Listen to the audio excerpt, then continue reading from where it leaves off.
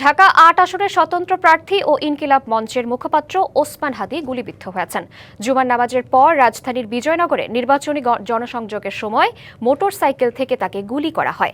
আশঙ্কাজনক অবস্থায় তাকে ঢাকা মেডিকেল কলেজ হাসপাতালে নেওয়া হয়। সেখানে আইসিইউতে রেখে চলছে তার চিকিৎসা।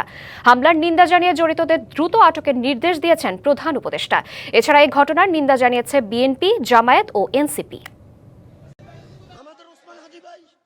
শুক্রবার দুপুরে রাজধানীর পল্টন বিজয়নগর বক্স কালভার্ট এলাকায় গণসংযোগ করছিলেন ঢাকা ৮ আসনের স্বতন্ত্র প্রার্থী ও ইনকিলাব মঞ্চের মুখপাত্র শরীফ ওসমান হাদী। বেলা ২:৩০টার দিকে ৩টি মোটরসাইকেলে করে আসা দুর্বৃত্তরা হাদীকে লক্ষ্য করে গুলি ছুড়ে পালিয়ে যায়। গুরুতর আহত অবস্থায় হাদীকে ঢাকা মেডিকেল কলেজ হাসপাতালে নেওয়া হয়। চিকিৎসা দেয়া হচ্ছে আইসিইউতে।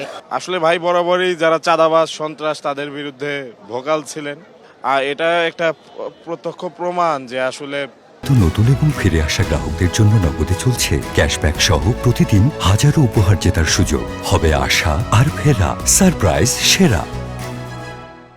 আমাদেরকে কেউ না কেউ মেনে নিতে পারছে না। এখনো যারা এক্সিস্ট করছে তাদের মধ্যেও অনেকে। এই ঘটনা একটি দৃষ্টান্ত হয়ে থাকবে যে যারা চাঁদাবাজদের বিপক্ষে কথা বলে তাদের প্রত্যেকেরই জীবন এখন ঝুঁকিতে।